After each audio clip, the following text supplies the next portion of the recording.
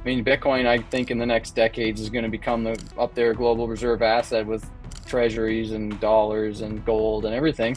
It will probably one day be tens of trillions of dollars, maybe 80 to $100 trillion market cap, whatever it is, but still not everybody's a Bitcoiner and all the influential people and powerful people believe the same things that we believe. And, oh, Bitcoin is a black hole that sucks all assets in the world into it. It's going to collapse the bond market, all that stuff. It sounds cool. It's a great soundbite, but I mean, I don't think that we're ever going to get into a world of hyper Bitcoinization that, the fairy tale sort of like everything is going to be priced in sats and there's going to be no fiat currencies. There will be no bond market.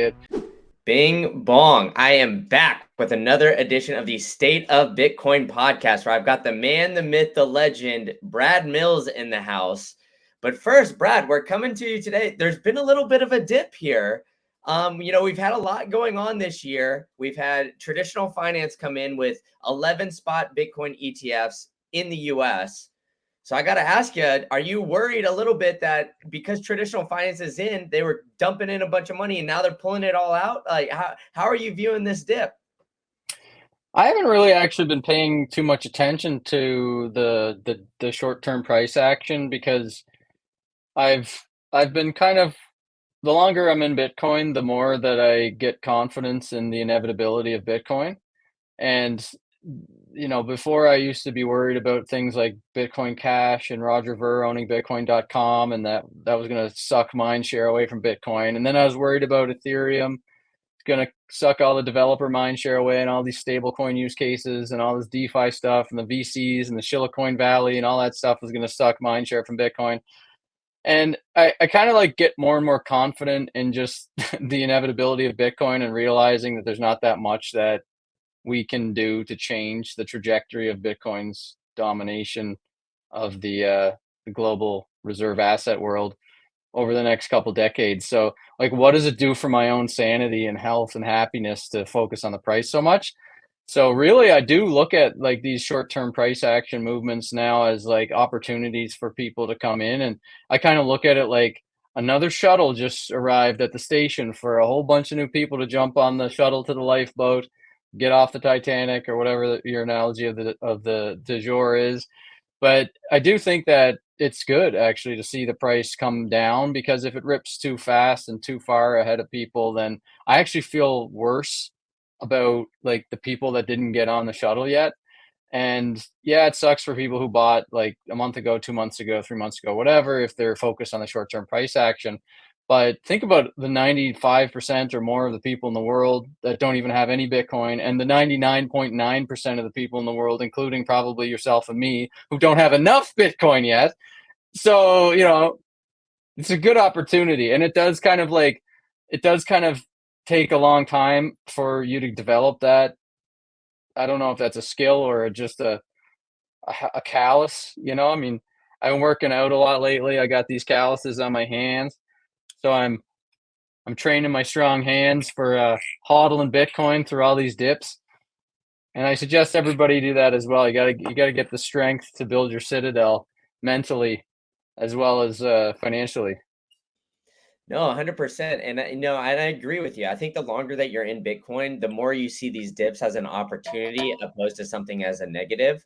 But I've heard you speak on a few podcasts about how you used to worry about something that would be an issue for Bitcoin, but in the end, you've come to the conclusion that Bitcoin is inevitable. And I think everybody kind of in the space gets to that point at some point in time. But is there like with everything going on, is there I guess like a short-term worry that you have of like, whether it's the privacy attacks that we're seeing on Bitcoin in the US or in some other place that you think that, I mean, maybe could slow it down a little bit? Or do you think, in the end, everything is good for Bitcoin? Well, again, like for years, I was steeped in the day-to-day news and the future timeline of what possible timeline are we going into here of government action, competition, macro war, Great Depression 2.0, this time with Netflix or whatever. You know, I was steeped in all that stuff, and I I realized, okay, maybe it was beneficial for me to learn so much about how the banking system actually works and about Bitcoin's competitors and really dive deep into the incentives that drive the different participants in crypto because there's a lot of like if you become like a kind of activist Bitcoiner, which most of us came from like Ron Paul or libertarianism or Austrian economics or and the Fed, sound money, gold, whatever. You kind of come to Bitcoin as like a bit of an activist, and that comes in the form of Bitcoin maximalism typically. And some people take that to Bitcoin extremism, and they become like extremely defensive and protective of Bitcoin, the Bitcoin brand, like the short term stuff. And I that caused me to like deep dive into like psychology and stuff. Like I was started to read like Rene Girard's books on mimetic theory and things like that. So I mean, I can't say that not being so short-term focused and activity bias focused for years of my life didn't benefit me because I learned a lot. I mean, I learned all the foundational things about human incentives and the financial markets and the macro markets and the global like picture of power struggles and history of money and all these things that when you think about it all so much and then you put Bitcoin in perspective of all those things, you you kind of do really think like, okay, um, it's happened. It's already won. Bitcoin has kind of already won, and it's just now a matter of like humanity coming to grips with Bitcoin is here, and Bitcoin is not going to be able to be stopped. And like even with I just watched recently Death Athletic. I think it was called the documentary because I'm on the Bitcoin Film Fest panel, and it was the documentary all about Cody Wilson and the fight that he had with the U.S. government over ghost guns or whatever the ability to upload 3D um, documents like data basically for the 3D printed guns and then Julian Assange just got released and all this stuff. So even in that movie about the ghost guns, I mean, it was a similar type of thing where it was a battle for privacy, a battle for free speech. And in the end, like the government lost that case and they settled with him and he won. And I didn't realize that. I kind of stopped paying attention. I just assumed like all these negative things, oh, the government's, the long arm of the law and they don't, care about the rules or whatever. But I guess the US court system actually kind of like still works in some ways. And a lot of cases, what happens, same thing that happened with the cypherpunks back in the day when they were battling over the free speech. The government just kind of gives up on the case because if it goes too far and then a precedent is made, they realize it's going to be extremely bad for all the mass surveillance and everything that they're doing that's unconstitutional.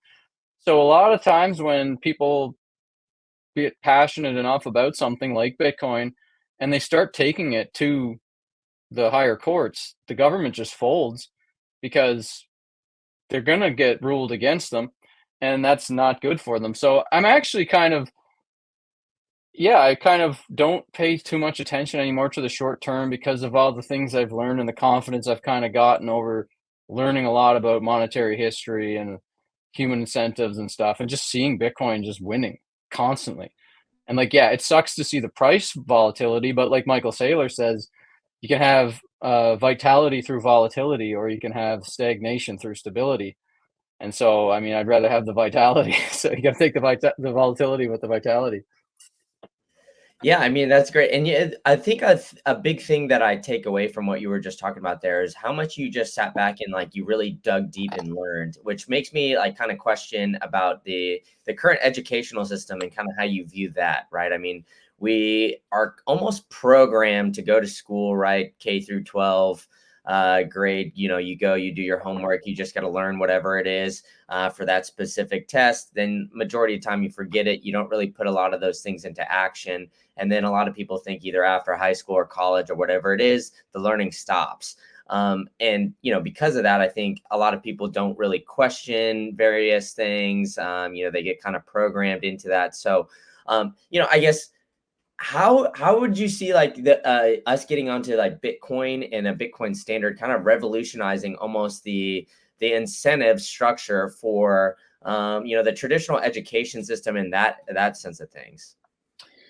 Oh man, I don't know. That's a tough one because it's, the longer I've kind of learned about human behaviors and monetary history and things like that, the more I kind of like lose a little bit of faith in the mass of people that live on this planet.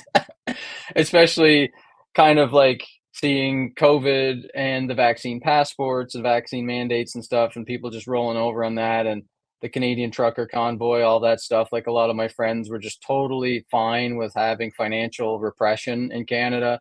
And they actually hook, line, and sinker believed that the truckers were alt-right alt-right Trumpists and all this stuff.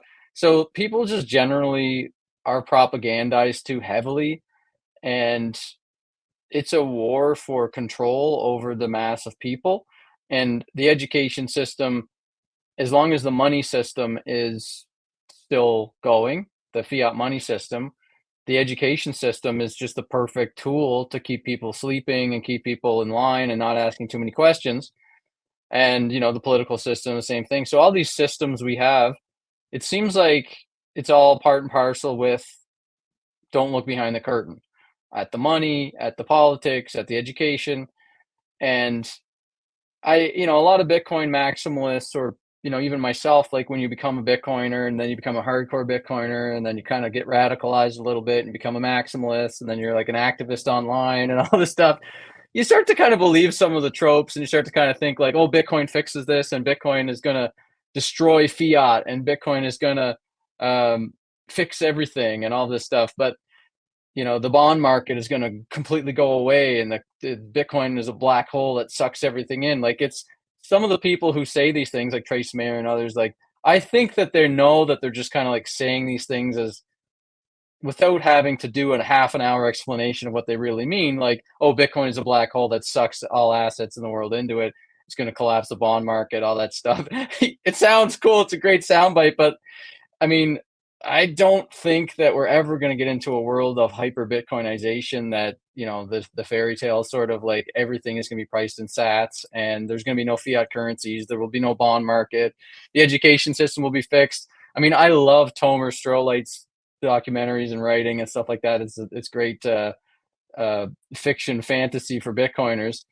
But I think like through learning a lot about the depression and like the continental dollar times of the the colonies in the 1700s, and just like any kind of monetary history, you go back and you look at like, okay, there was always banks issuing their own money, there was always money lenders having their own sort of forms of credit, there's always wars fought over control of territory resources. So the idea that like just because we've created the potentially only money that's ever existed in the world, Bitcoin is like the perfect form of monetary technology that's ever been created by man or discovered by us.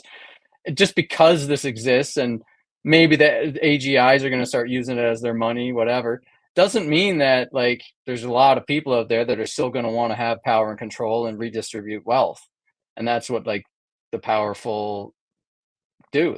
They control and they redistribute wealth. And as long as you have an education system that pays regular adults that are just like you and me to be authorities for children, so that the children think, oh, this is my teacher, this is my principal, this person knows everything about knowledge, and so I should listen to them. And then they have no clue, they're not even doing their taxes right, and they're paid by the state to teach these things, they don't even understand what they're teaching. So as long as we have a fiat money system and we have people who are suffering from high costs and inflation and they're just grateful to have a job, even if the job is teaching kids propaganda. Geez, it's like what's going to have to change for Bitcoin to fix that? It's kind of like a Herculean task that I don't really think will ever happen. I think that the best we can do is like change ourselves and the family and friend groups around us, be an influence to continue to be more relevant in the conversation. So you got people like yourself and Julian Figueroa with the Kinetic Finance. They got their new channel Base. It's like more and more Bitcoiners are going to keep weighing in on these conversations, and we're going to have more relevance and more influence. And the more that we become successful and sovereign and all those beautiful things, the more that it's going to probably spread. But I can't see it being like a systemic upgrade to the global operating system, because there's a lot of gateways, a lot of gatekeepers there to prevent these ideas from really spreading too far. And if it does, there's like a lot of people who will lose. Like probably billions of people will lose on that deal. Yeah, so it seems like, you're kind of diving into more of like the human psychology aspect of it, which I think is really interesting because yeah, I mean, I think, there's kind of two coins to this, right? I mean, humans are always going to want to be, powerful, richer, all that kind of stuff, like an ego-driven kind of world.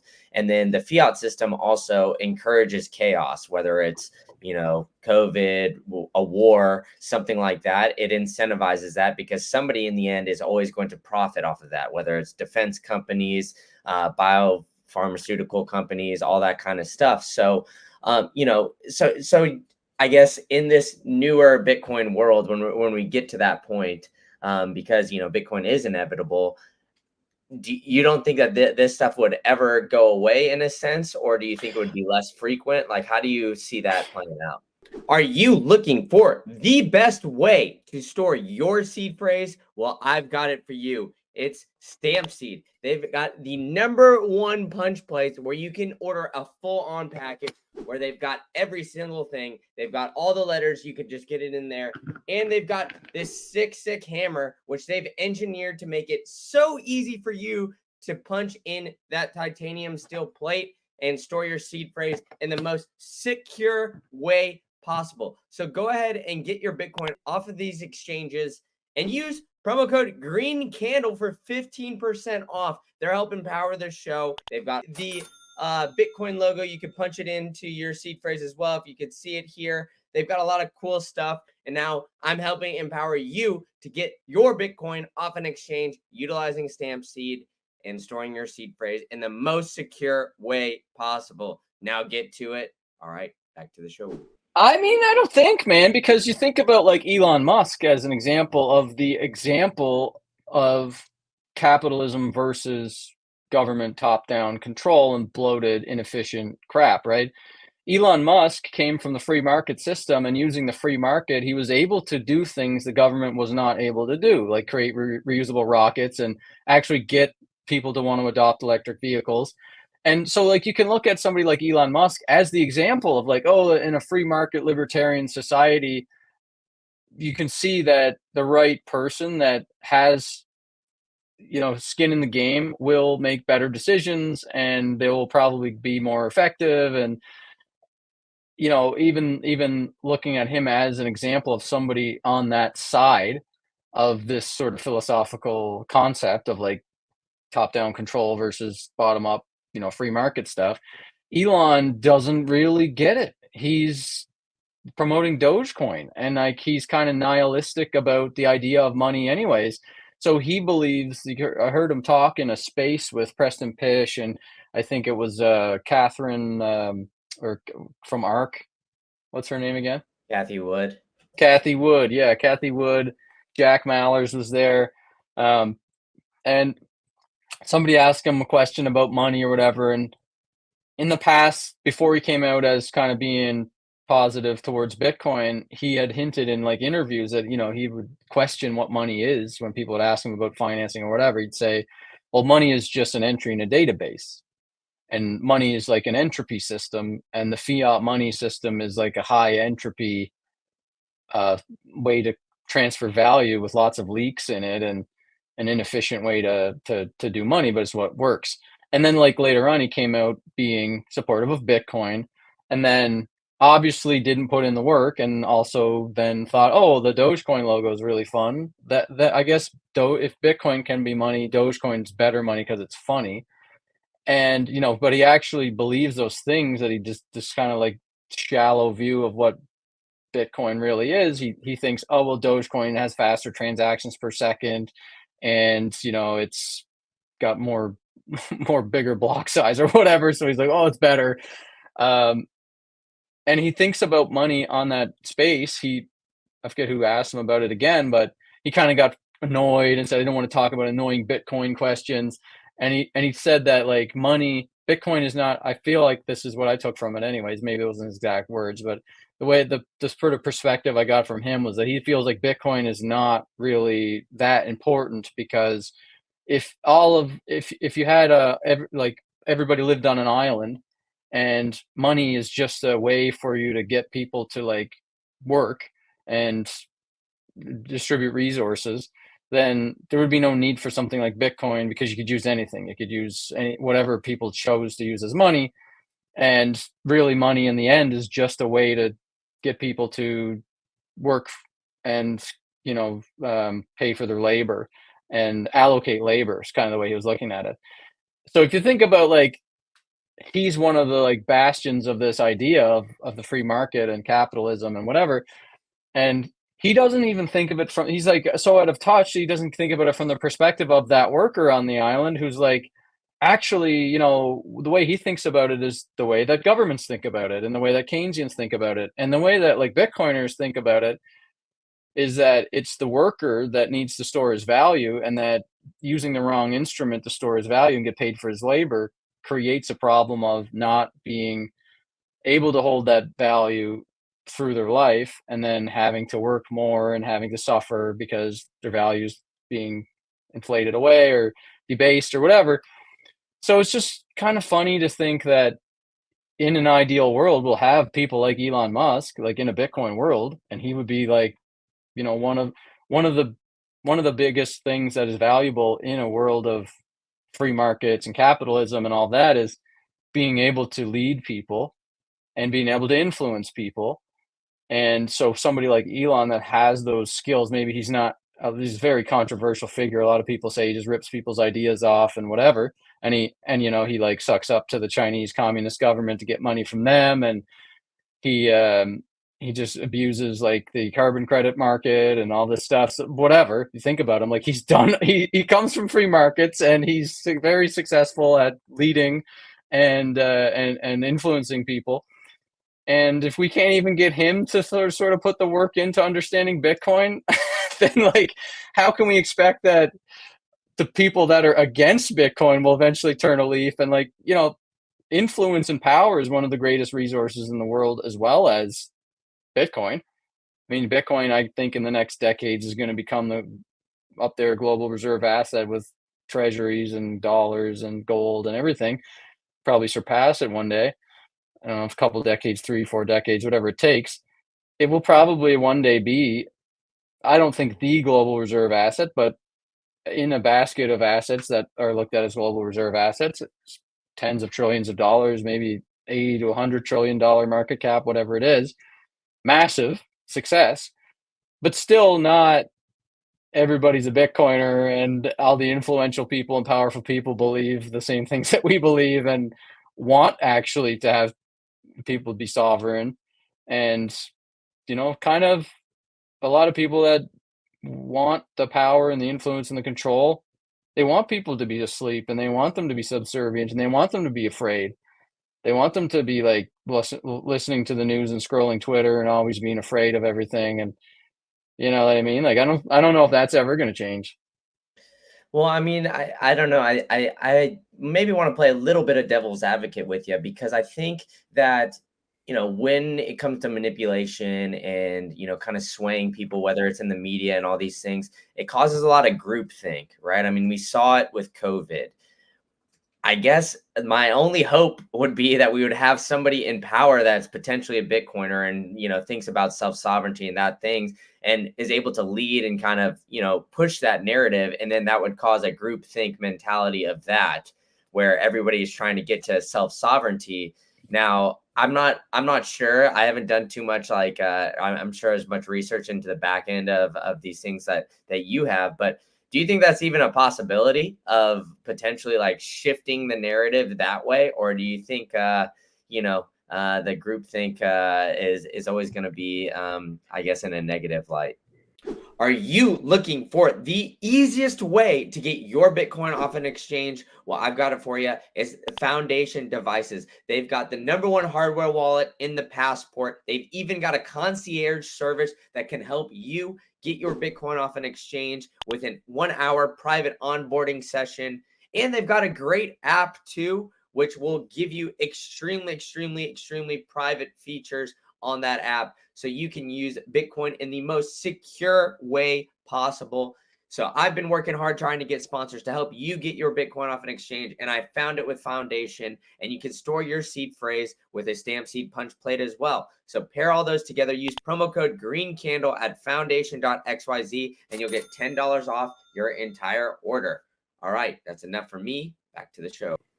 No, that's definitely possible. I feel like it's a tough endeavor to try to make it happen though, because our entire money system is based off of inflation and consumerism and planned obsolescence and stock price rising and this Ponzi scheme of funneling money back into the value of the assets and selling more crap to make sure that your profits are above inflation because you have to beat inflation if you're a company. Otherwise, profits are your lifeblood for your company. If you're not beating inflation, you're atrophying.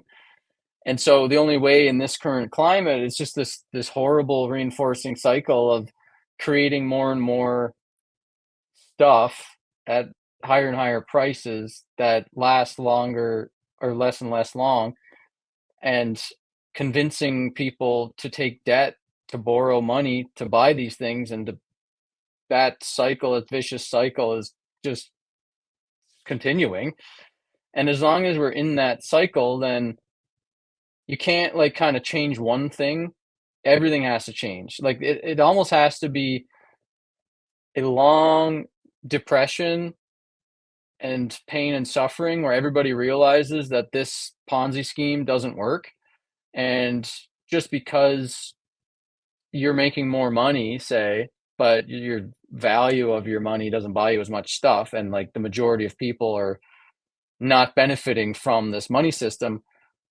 If that doesn't kind of resonate with a lot of people at once, and we kind of like lobby the government or lobby companies, banks, etc., to change everything, then I don't think it can slowly change. I think the way that it's happening right now is the best we can hope for. Like the situation that we have right now, like the branch of reality that we're in right now, is probably the best outcome for Bitcoin in 2011. When I came into Bitcoin, it was like so small. It was so small. And I thought I was like too late back then. I'm like, oh my God, it went all the way up from $1 to $10 this year. Like I'm too late. Like I'm not gonna be I'm not as early as Roger Ver, who was there like a month earlier than me when it was like $2. And I was like, what the hell?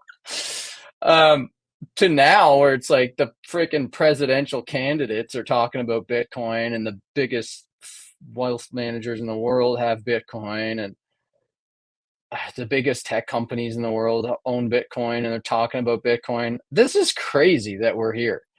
And it's probably, like I said, the best outcome that we could have hoped for is this current reality. And it's just taking time. And if we can just kind of understand Bitcoin, understand money, and then harness to the train of Bitcoin's inevitability, you go up and down with it. But like, you don't really need to, I don't think, worry about it anymore. I think there's enough people, enough amazing initiatives working towards protecting Bitcoin and growing Bitcoin that, most people don't have to actually get involved in it. And like, if they have the capacity to do it, if you have the mental fortitude to deal with it, and you got like good like mindset routines and healthy routines and stuff, and you're not going to let it affect your relationships at home or your self-esteem or your outlook on life or whatever, then sure, get involved. But most people that get involved, it kind of just, there's so much negative stuff now. Bitcoin is kind of so big that is also infected with identity politics, just like regular politics is. So there's like, you know, ordinals Bitcoiners, and then there's like sidechain Bitcoiners, and then upgrade Bitcoiners, and Bitcoiners that are traditionalists that want to see ossification, and then hardcore maximalists and monetary maximalists and platform maximalists, and then there's shitcoiners.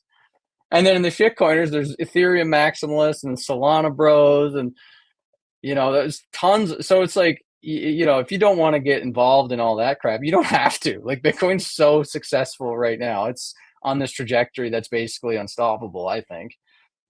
It doesn't mean that I'm gonna stop trying to do my best to help Bitcoin entrepreneurs and Bitcoin itself, and donate to the amazing groups that are supporting Bitcoin and stuff like that as I can. But just the idea that, like, we need to do anything is, I've just kind of been letting that one go over the last 5, 6 months, and it feels so good not to be stressed out about all the daily goings on in the Bitcoin Twitter. Shit. No, I hear you on that. So, but what do you mean, like, that we don't need to do anything? Like, what I want to dive deeper into that phrase there, because I think there could be a lot to unpack. Like, do you mean, like, I don't know, like, worry about the minutia details that we've kind of been talking about, or is there something else I you? just honestly, I think all you need to do is learn about Bitcoin and hold Bitcoin and buy more Bitcoin. You don't need to be out there like a Bitcoin missionary spreading the word of Satoshi. If you don't, just because you have Bitcoin doesn't mean you need to be spreading it. Now, a lot of people, they get the bug and then they're down the rabbit hole and they can't help it. That's fine. Do it if you want, but then a lot of people get too far down the rabbit hole and then they start getting involved in the identity politics and the debates about the software upgrades and all this shit. Like, 99% of us don't have any business thinking about what software upgrade happens on Bitcoin, honestly. Like, we don't understand it, really. We really don't. Most of us don't understand. It's like, you just need, it's whatever happens. Like, Bitcoin is this Bitcoin organism and the consensus mechanism of Bitcoin, this like distributed, weird, amorphous consensus group that, like, users have influence and miners have influence and companies have influence and developers have influence and holders have influence. You don't need to worry about Bitcoin, honestly. Like, I don't think people need to be involved in the Bitcoin, like the Bitcoin discussions and stuff like that. Really, what all people need to do is just get as much Bitcoin as they possibly can and help their friends and family get Bitcoin too, if they want to do anything extra. But for themselves, they just need to learn about Bitcoin and own Bitcoin, and then become, like, invest in yourself and become a better version of yourself. Because if we're right, which I think we are, and Bitcoin becomes a global reserve asset and it's worth $1 million a coin or $10 million a coin or whatever it is, and we are the new power class in 10 years or whatever. I realized, like, early this year, I was like, I don't have the ability to actually build a citadel. Like, if the meme came to reality, like, I couldn't actually build a citadel. And so I started thinking, just as a thought exercise, like, what would I need to do to actually build a citadel? Now, I don't have like enough coins to even be thinking about this, but it was just like a thought exercise. I was like, let's say this is real, like, all this stuff is going to happen and Bitcoin just becomes $10 million a coin tomorrow. Am I ready for that? Like, what the hell would I do? So I just started realizing, like, and I'm saying this as a prescriptive thing, but really it's for me. It's my own advice that I gave myself and have been taking, because some people just love being in the drama, but I've seen it. Like, I'm sure there's a lot of people out there like me that it just clogs up your mind. It makes you depressed and kind of makes your outlook negative, and you're always thinking about, oh shit, what is the Fed gonna do? And, like, oh my god, the war and the famine and all this shit. It's like not good for your own mental state. Me, anyways. So I realized, like, I don't need to do anything. Like, I don't really. I used to think I did. For a long time, and I was active and I was, like, involved in all these conversations and trying to go to all the conferences that I could and meet the people and whatever. It's just donating and all this stuff. And then I realized, like, man, like, I don't like Michael Saylor and Jack Dorsey. And like people like that, like Corey Clifton, like all these people that are like influencing hundreds of thousands, if not millions of people, dude, like every year we're gonna get more of those. Like every cycle we're gonna get more of those. What am I gonna do? What the hell am I gonna do compared to Michael Saylor? Like I don't need to do anything. We got friggin' Jack Dorsey and Michael Saylor and Max Kaiser and all these people. Like seriously, what do I need to do other than just like become a better version of myself and own more Bitcoin and then try to help people around me and influence people around me to understand my perspective? That's kind of what I mean by we don't need to do anything. It's just like really you just need to make yourself better, better version of yourself. And then if you're like a superstar, then for sure you need to do something. We need the superstars to get to work. But most of us aren't like superstar devs or like, Peter McCormick type people that can get like the number one Bitcoin podcast or whatever. So if you're not one of those people, then just figure out what you need to do to get more Bitcoin and understand it more and help your friends and family and just live a happy life. Yeah, and I think that's all, like, fair to say, and I think it's very freeing when you find Bitcoin, I mean, you always see the meme of, like, the 2 people, like, Democrats, Republicans yelling at each other, and then the guy off to the side who's just thinking about Bitcoin and, living their own life, so but, I mean, I think that another aspect of it too is, like, you were talking about, like, the Fed, what they're doing a lot in the macro situation. I see it a lot with a lot of my friends in my age group where they're trying to find the next penny stock or whatever it is to have it shoot up, next meme coin, and they're stressing out over these things, right? And when I realized, like, Yeah. when I realized every paycheck just put a little bit into Bitcoin and just DCA throughout the weeks and everything like that, and just made it easy. I didn't really have to put too much thought of it. I was able to, do better at my job, have more creative, stuff outside of it, work better on these, like interview better and, just have better relationships, just kind of like focus more on the life aspect things aside from like the money aspects of things. So I think, I resonate a lot with what you were saying there, that it's just very freeing when you find all that and you get to that point.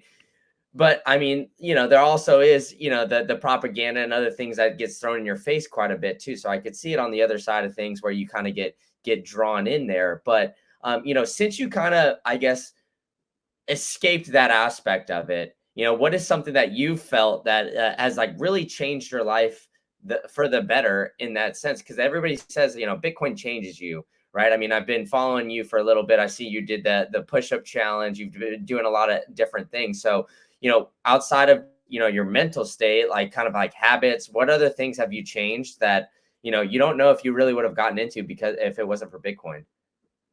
Are you looking for the number one place to find all the information you can about Bitcoin, whether it's price, whether it's hash rate, whether it's the latest up to date things outside of Bitcoin, whether it's nation state adoption, what have you? Well, I've got the place for you. Check out bitcoinnews.com. They've even got the number one newsletter in the game when it comes to Bitcoin because it gives you all the up to date information on every single thing that happened in the past week.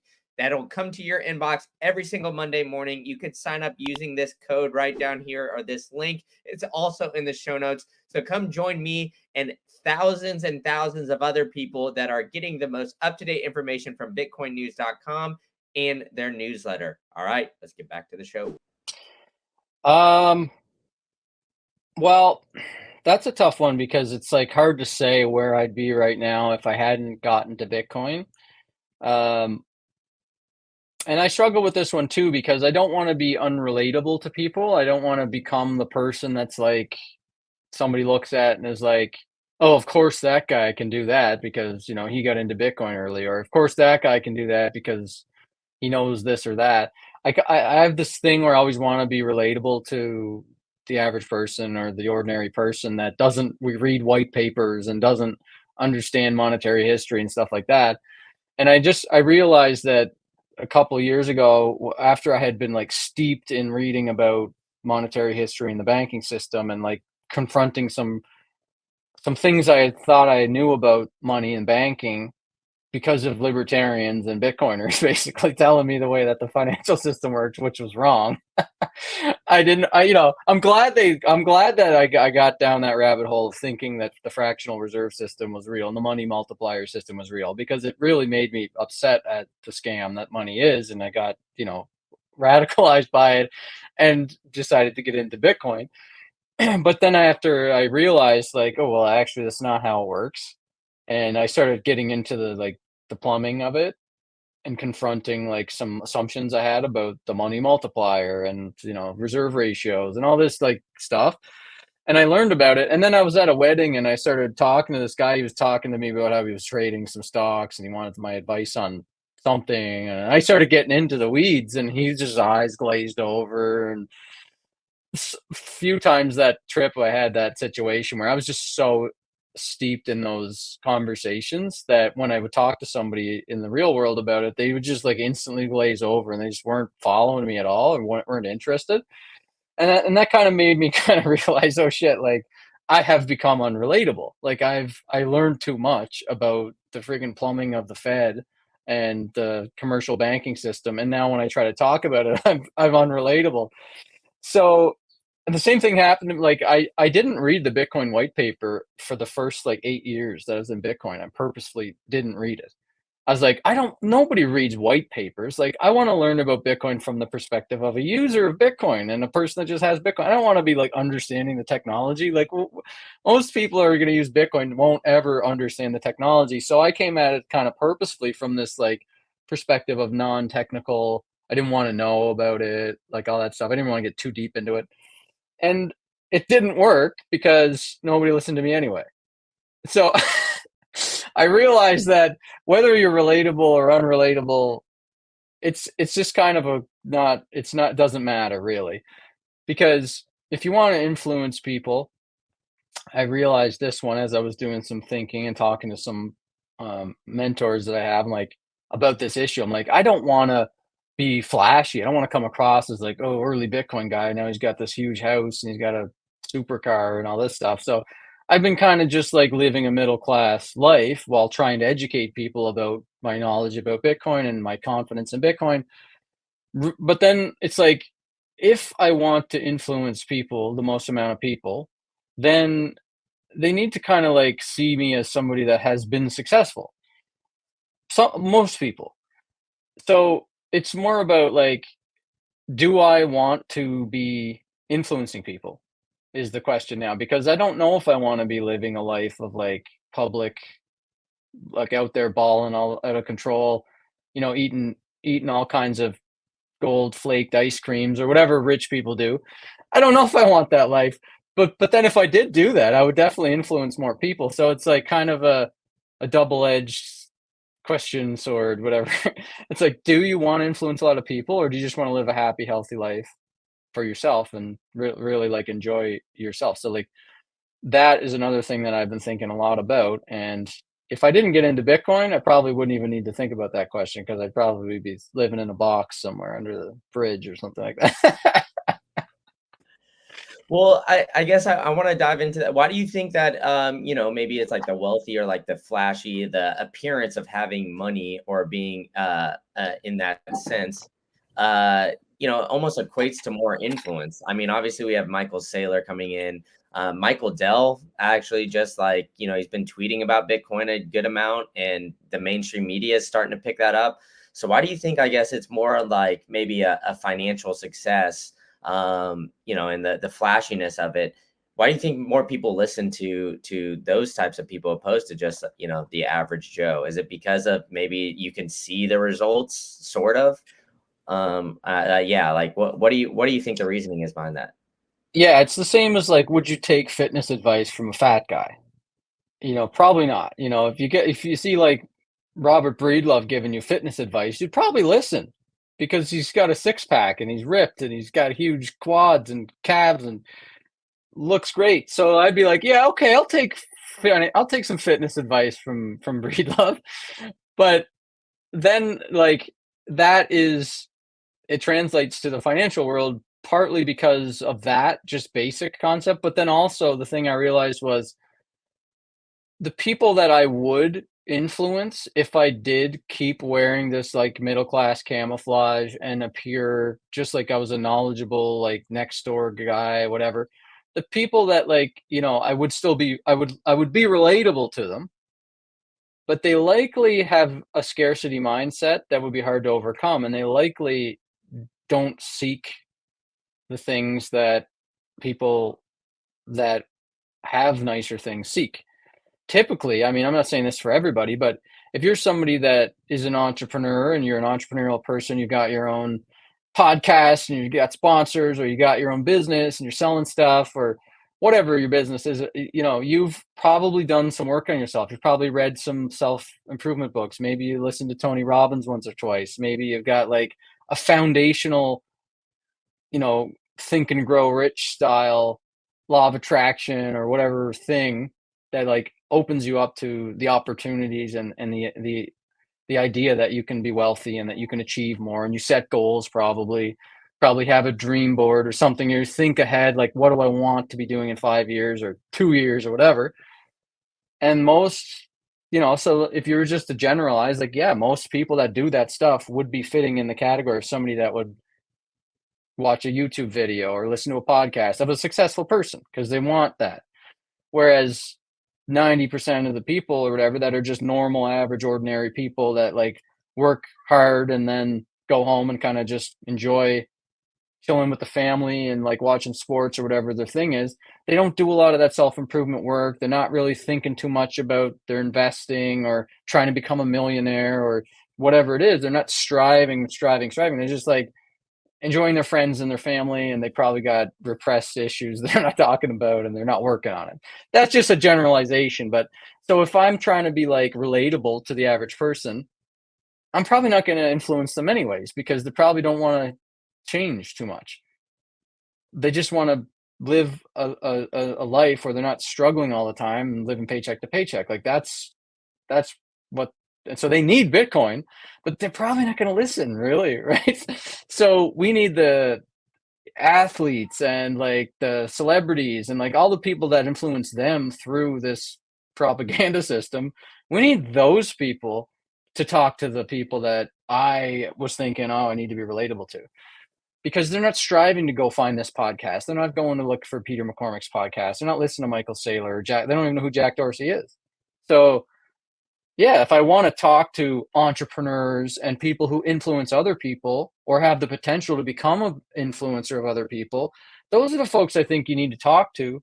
I think we need to influence influencers and people who are striving. And so I kind of realized this year that okay, if I'm just doing it wrong, because most people, if they look at my like life, you know, they probably just would look over me, which is what I was looking for. I was trying that. I was trying to do that, and most Bitcoiners do that, right? It's like good OPSEC.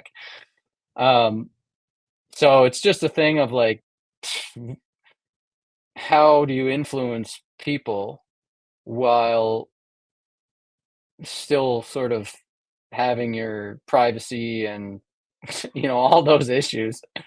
Um, so I don't know how to do. I don't know the answer yet. I'm still trying to figure that one out. But I'm kind of like, that's why one of the reasons I locked my Twitter account a month ago, because partly it was like mindset poison. I realized the more I was disconnected from the day to day, the more I realized whenever I would go on Twitter, it would just be like bombarded with all this daily negative shit and all this drama and all the politics stuff that triggers me. And my mute list started getting so long.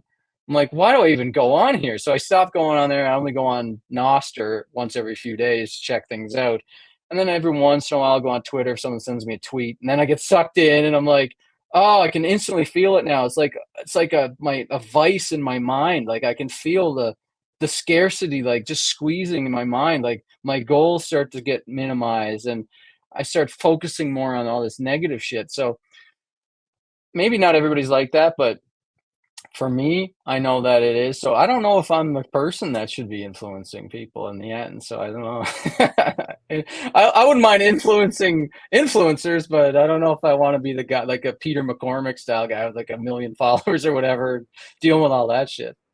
Yeah, I mean, I guess from my perspective on that is like, nobody above you is ever going to discredit what you're doing or hating on you. It's always usually the people kind of chirping from the nosebleeds, unfortunately. So, but I mean, I get it. There is a lot of negativity out there, and I think it kind of roots from almost like I don't know if it's like if this is too corny to say, but it's almost like the fiat system where they're just, stressed out in other aspects of their lives, whether it's the inflationary aspect, they're stressed because they need to make sure that their wealth, lasts and goes farther. So they're taking it out on somebody across the screen, or they're taking it out just trying to find a little bit of a release, a little bit of a dopamine hit in there, whether it's shooting off a negative tweet or something like that. In order to get all that. But I agree with you too. Like I don't know if that's ever gonna stop there. I think like even if we're into a hyper Bitcoinized world, that will never like I don't know. There's always going to be emotion, always going to be negatives and things like that. But I want to play a little thought experiment with you here on how you think we get to a hyper Bitcoinized world, because I see, you know, I guess kind of like two paths, like one kind of slow and steady, and it takes a good amount of time, whether we get to like maybe a Bitcoin backed currency or something like that, and then we just go into a full Bitcoin standard, or the current system kind of, crashes and burns, and then, we got to rebuild that back up. And then that's more of the gradually then suddenly kind of curve. So, how do you see us getting towards a hyper Bitcoinized world, or have you given that much thought here lately? Are you looking for the best way to orange pill your friends and family? Well, I've got a way for you that's got a little bit of a nostalgia factor. I've got Bitcoin trading cards. They've got the Genesis pack. I've got an open pack right here, sitting here, where you can hand out a bunch of these cards with some great, great artwork. We've got tyranny. We've got fear, uncertainty, and doubt right here, the FUD card. So we've got a lot of great things to teach you a bunch of lessons about Bitcoin and the current space. And they've even got some cool things of cool people even doing some stuff in the Bitcoin space. I've got the Bitcoin racing card here, even signed by my boy, Chris Primetime McKenzie. So you can get all of that at btc-tc.com. Use promo code Green Candle. You can get 10% off your entire order to orange pill your friends and family and collect some cool artwork of people that are doing some awesome stuff in the Bitcoin space and help spreading that orange pill around the globe. All right, enough from me. Back to the show.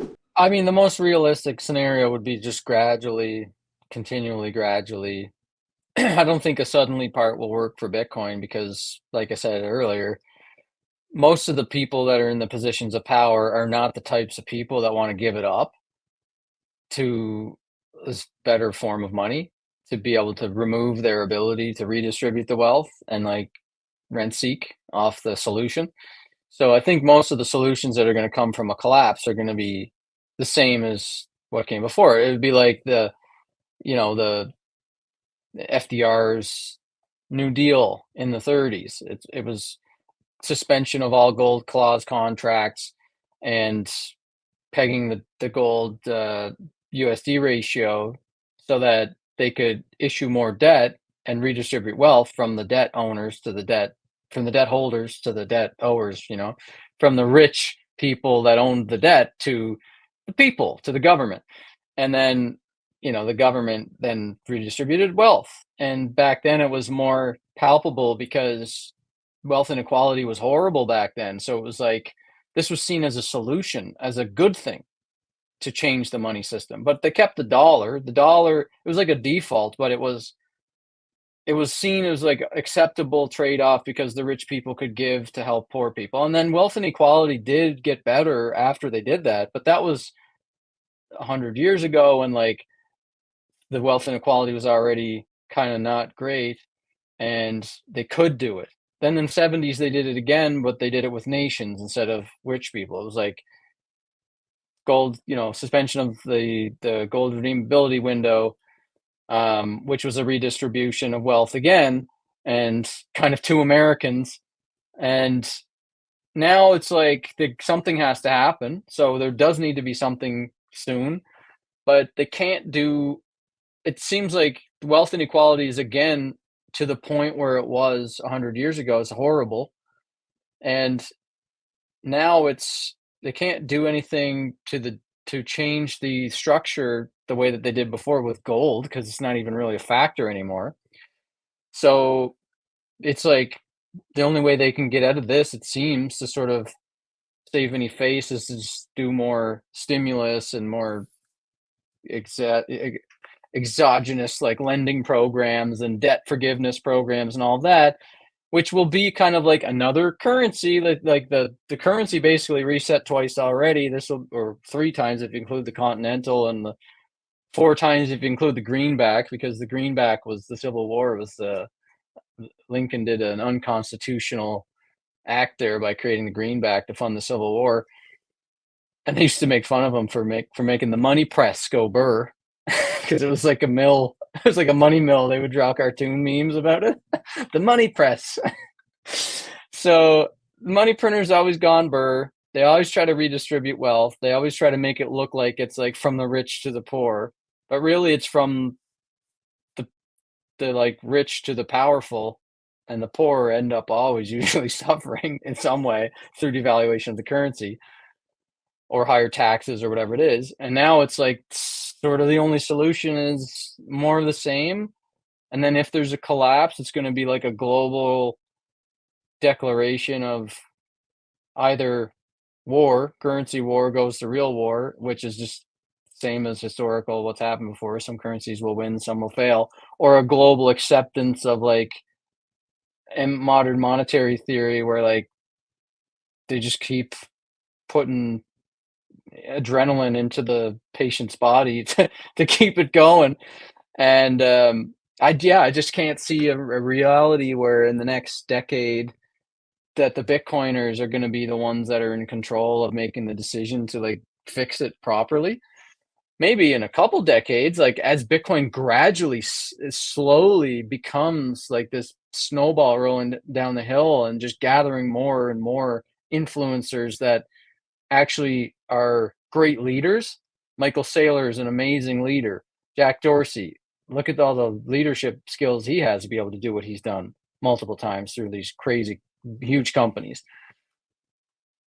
People like that, as they glom onto the Bitcoin snowball, they're going to influence people who are in their teens and early, 20s. That in 20 years, if they continue to be Bitcoin, learning about Bitcoin philosophies and reading books about libertarianism, or not even libertarianism, just like what's right and what's wrong, and they develop like a strong moral framework of how to do things, then I'd be hopeful that like, okay, the people that are in power are Bitcoin influenced or Bitcoin adjacent.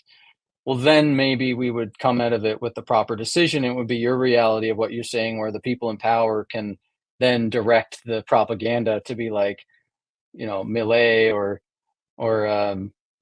Bukele style sound money propaganda. But even, like we got an example here of this in Canada right now. Pierre Poilievre is a monetary historian. He's got a deep history, a wide breadth of knowledge around the follies of fiat money and the benefits of the free market and civil liberties. And he's given like scriptless 15-minute beautiful speeches to the House of Commons about money and about the problems that the government has created by printing too much money and relying too much on debt.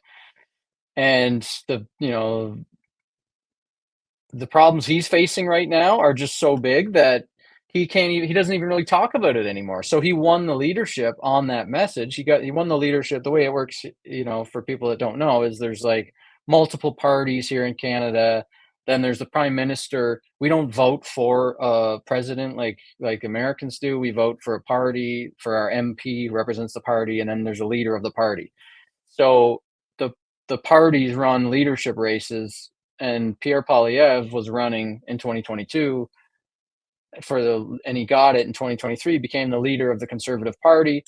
And now he's just like Bukele Millet, like the support for Pierre at this point is like 97%. It's not like 97% of Canadians, but the latest polling shows that there's a 97% likely chance that Pierre is going to win, the Conservative government is going to win a majority government in Canada.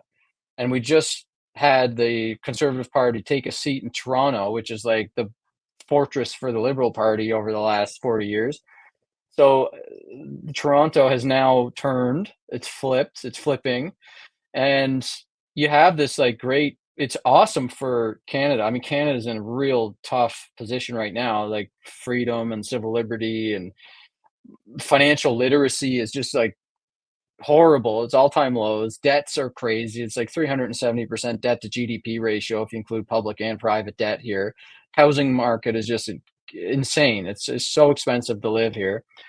And the support for the prime minister is plummeting. And Pierre's going to win, and he's a sound money advocate. He espouses libertarian principles. He has Bitcoin. He owns Bitcoin. He's been on Breedlove's podcast. He's talked to multiple people about Bitcoin. Yet he needs to lead the whole country. And so the politically like proper thing for him to do is to just not talk about those issues that much anymore and just talk about the populist issues. So he's talking about things that are like crime and big like large housing prices, criminals that are like getting released too much from catch and release programs, homeless people, drug addiction. Like he's talking about all these things, but he's not talking really about civil liberties, sound money, individual responsibility.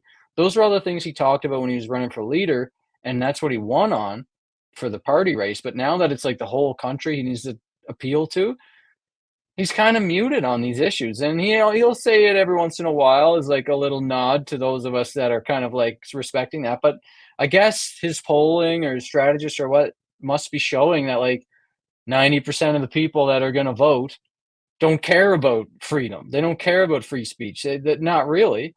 They care more about the things that are daily impacting their lives. So that's what that's, I think if the Canadian currency collapsed tomorrow, when let's say next month Pierre Poilievre gets in, which he can't until 2025 because unless Trudeau steps down, which he should and he might, but he's probably not gonna. If Pierre Poilievre got in like right away, right, and he was able to implement all these things he wants to do, the tower is already falling. Like the iceberg's already scratched up against the side, and it's too late to turn away. The best thing you can do is like sink a couple decks instead of 8 or 9. So there's going to be damage, and he's the perfect person in your scenario that would be like, wow, a sound money advocate, an individual responsibilities person. He can actually implement change here in Canada that's significant, like Millet is doing and like Bukele did. But it's probably not something he's going to do because like he will be politically crucified in this country, and people will revolt because they don't understand. Like people just don't understand the problem. They don't want to understand the problem because they're so used to being propagandized to. They just think it's the rich people, it's the corporations. And that is changing. We're seeing it in the polls. Like people are it started off like people did not like Pierre Poilievre generally, but now it's like it's so in your face bad that they are turning to Pierre Poilievre as a protest vote against Trudeau and starting to learn like, oh, this guy's actually not bad. Like the news used to make him out to seem like he was this right-wing Trump guy. And now it's like, anybody that actually listens to him and sees his policies, which most people don't, they just listen to what they're told about somebody or some subject. Yeah. So it is slowly changing, and I think that's the best we can hope for, and I think it's actually great that we're getting that, and that is what the reality we're in. We are slowly rolling down the hill, gathering all these huge nodes in the network that are so impactful, and even though some of the people that we're getting on our side, like, Silicon Valley tech icons or whatever, aren't like 100% Bitcoin maximalists, or maybe they're just Bitcoin friendly, pro Bitcoin, like Balaji, people like that. They love Bitcoin, but they also like shit coins and they like making money on scams, SPACs, and Ponzi schemes. Just even that, like the fact that we're even getting that, because now when these positions of power, people talk to somebody like a Balaji or a Peter Thiel and they ask about Bitcoin, they're going to give them a good answer. They're not going to be like, oh yeah, ban all the shit coins, or like shit coins are scams, but Bitcoin's the best. But they're going to say Bitcoin mining is like an important thing for our strategic future, and it's great for the environment and for green energy, whatever. So, dude, I think like the best thing we could possibly hope for is just the continued slow inevitability of Bitcoin, and then eventually we won't have to worry about a gradually then suddenly thing, because it will just be like gradually will eventually become the norm. It will become like everybody has Bitcoin. The properties of Bitcoin are understood. It's a like Mike like Bitcoin Tina used to say, which God rest his Bitcoin soul. He used to say that Bitcoin is moving from a illegitimate asset to a legitimate asset to then a must own asset. And I love that framing from Bitcoin Tina. And I think that's really what we're seeing happen. And yeah, there's price volatility, but like we're in the phase of Bitcoin is now a legitimate asset. And over the next 10 years, it's going to become a must own asset. And so that's just for me, I think that's the best we can hope for. And we don't need Bitcoin to be the global reserve currency. It doesn't need to be the currency that fixes all the problems with money. It just needs to be an asset that all people in the world can hold if they have access to a computer, a phone, whatever, and the internet, that they can hold and protect their wealth. It doesn't actually need to get into the like halls of politics and central banking and replace any of that stuff. Governments don't have to fall, currencies don't have to fail. Bitcoin just needs to keep slowly rolling down this hill and gathering more and more people, like it's been doing for the last like 13 years, 14 years or whatever.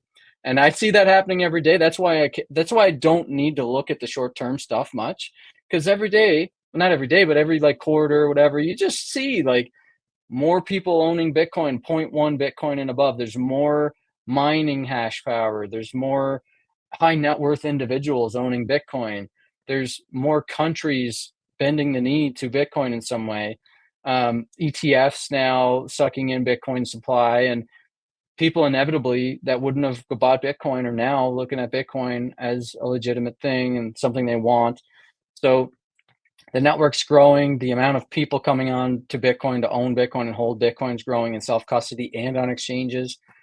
All of these things to me, it's just why bother looking at the short term price? It's just if any of that stuff was like, oh shit, like there's not as many shrimp, we call them shrimps and sharks and whales and all that stuff. The shrimp numbers, the people holding zero point 0.1 Bitcoin, like that's been declining for 6 months. Oh, that's concerning. The Google search volume is declining over like year to year. That's concerning.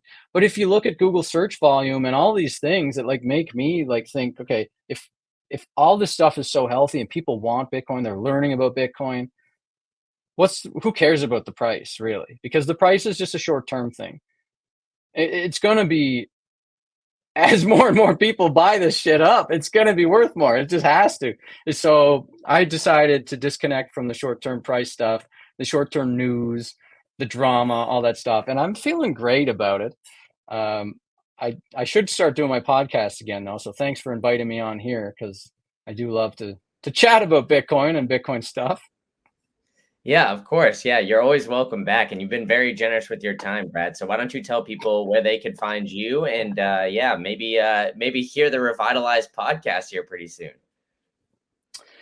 I'm actually mostly on Instagram these days, because like I said, I took a break from Twitter, so you can catch me on Instagram at Brad Mills Can, where I frequently repost your videos. Great job on on your Instagram game.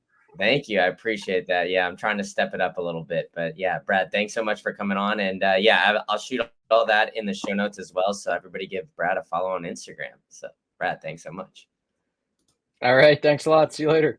Thank you for tuning in to the latest episode of the State of Bitcoin podcast. If you really enjoyed this one, I've got another one cooking up for you. You can click that right here and you can go to the next episode, which is an absolute banger, where I'm bringing you only the latest and greatest guests.